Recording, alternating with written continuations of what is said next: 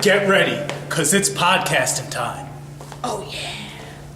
Hi there, and welcome to the second edition of this year's Charger Bulletin podcast. I'm Charlie. I'm Rebecca. We would just like to give out a brief message, first off, to Chief Starkle's family. As you all know, Chief Starkle has passed in his sleep this past Tuesday. He was born on September 2nd in 1948 and has lived a very long and fulfilling life. Our beloved Chief will always be in our hearts. And now over to Charlie with the weather. Thanks, Rebecca. Good thing you don't have to travel to Buffalo anytime soon. In the past 2 days, it's already snowed over 3 feet there, with snow continuing to fall at a rate of about 1 to 2 inches an hour. Cars have been becoming stuck, and traffic jams have been lasting for over 20 hours. If you have any intent to travel in the Buffalo area, we advise you to find an alternative mode of transit and leave with plenty of time and provisions. Now back over to Rebecca.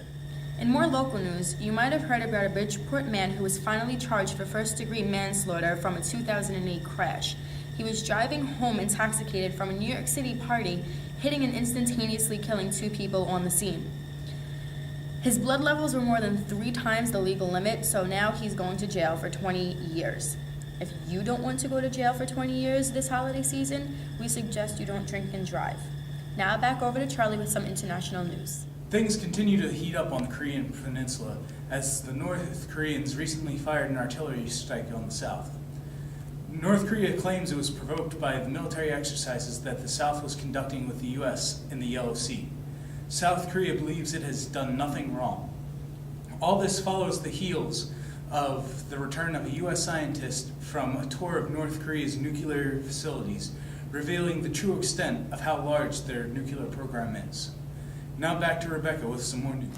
In other international news, Russia is to host the next World Cup in 2018.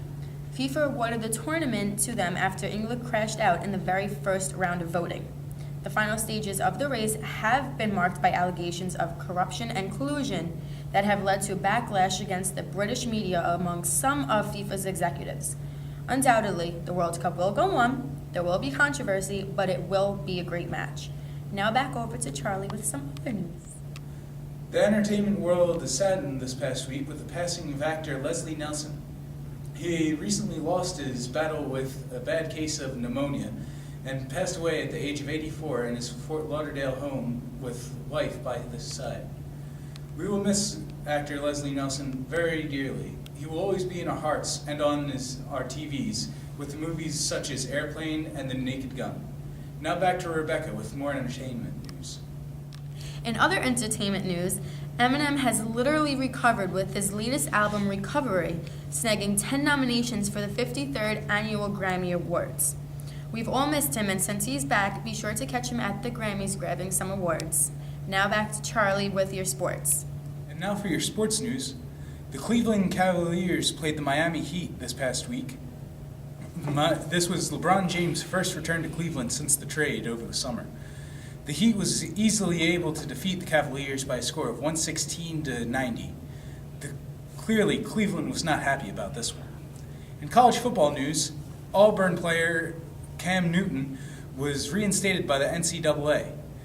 Cam was declared ineligible by the NCAA after reports surfaced that his father had received money for him to play at Auburn. He will be playing coming up this week in the SEC Championship Bowl versus South Carolina. And remember, everybody, final exams are right around the corner. So, buckle down, study all night, pass with flying colors so you can have an amazing holiday break. And don't forget to tune in next semester as we continue our weekly podcasts. And have happy holidays, everybody. See you next semester. Bye. Happy New Year.